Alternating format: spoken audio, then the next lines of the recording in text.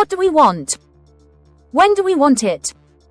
Starmer's policies under fire. This isn't just a minor wave of protests. It's a full-scale people's uprising, the likes of which Britain hasn't witnessed in decades. Public outrage is reaching unprecedented levels, and Keir Starmer's credibility is crumbling at an alarming rate. Before we dive deeper, a quick request. If you're enjoying this video, please hit the like button and subscribe to my channel. Believe it or not, over 98% of viewers watch without subscribing. It's completely free and helps us create more of the content you love. Starmer's popularity has plummeted faster post-election than any other modern prime minister. Did he mislead the nation with false promises? His approval ratings have collapsed more dramatically after winning an election than any other leader in recent history. Was it because he essentially deceived the public during the campaign? Or was it the unexpected tax hikes that no one saw coming? Once seen as a beacon of change, Starmer now finds himself mired in controversy. His broken promises have triggered a nationwide crisis, leaving people questioning his leadership, credibility, and even his integrity. The government's carefully crafted image of stability is shattering before our eyes. Starmer knows that if this movement gains more momentum, it could cost him not just his reputation but also his position in power. But how did we reach this boiling point? How did Britain shift from cautious optimism to full-scale protests? It all began with an unlikely group leading the charge: pensioners. Picture elderly citizens wrapped in extra blankets because they can't afford heating, marching through the streets with homemade signs. These are the very people who spent their lives working, paying taxes, and building the country. Yet today, they're fighting for something as basic as warmth in their own homes. During his campaign, Starmer looked straight into the camera and promised pensioners that their winter fuel payments would be protected. "We will safeguard winter fuel payments," he declared.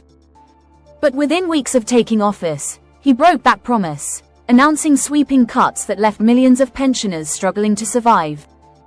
"I've worked my whole life, done everything right, and now I have to choose between heating my home and eating dinner," said Margaret Dawson, an 82-year-old protester in Manchester, her voice trembling with anger and despair. The betrayal felt by pensioners has sparked a movement unlike anything seen before. From Manchester to Durham, London to small rural villages, elderly citizens who never imagined they'd protest in their lifetime are now taking to the streets. They're demanding justice, and their numbers grow every day. But they're not alone. Students have also risen in protest, furious over broken promises on tuition fees. Demonstrations have erupted across university campuses. Meanwhile, working-class families are being pushed further into financial despair due to Starmer's austerity measures. Benefits have been slashed, universal credit payments reduced, and food bank usage has hit an all-time high. Perhaps the most devastating impact of Starmer's economic mismanagement is the return of mass unemployment. Large corporations, anticipating uncertainty, have begun laying off workers. In Birmingham alone, over 20,000 jobs were lost in a single month. The tech industry, once a thriving sector, is now in crisis, leaving graduates drowning in debt with no job prospects. This anger is no longer confined to pensioners and students. It has spread to workers, business owners, and entire families. Protests are escalating, and now unions have entered the fight. The UK's biggest trade unions, once firm Labour supporters, have declared open war on Starmer's government.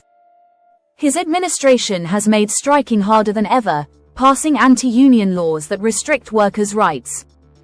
But instead of weakening the movement, these laws have only made workers more determined. The National Union of Rail, Maritime, and Transport Workers, RMT, was the first to take action. Train services across London came to a standstill as thousands of railway workers walked off the job. Frustrated commuters, rather than blaming the workers, joined the demonstrations. The public's message was clear: Starmer had brought this upon himself. Then came the teachers.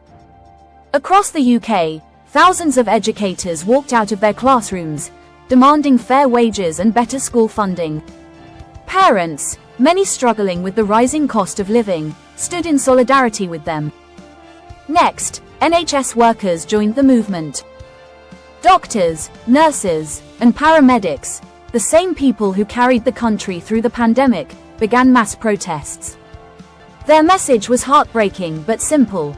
We can't afford to live on these wages anymore. Thanks for watching this video. For more political updates on Britain, don't forget to like, subscribe, and stay tuned to Britain Exposed.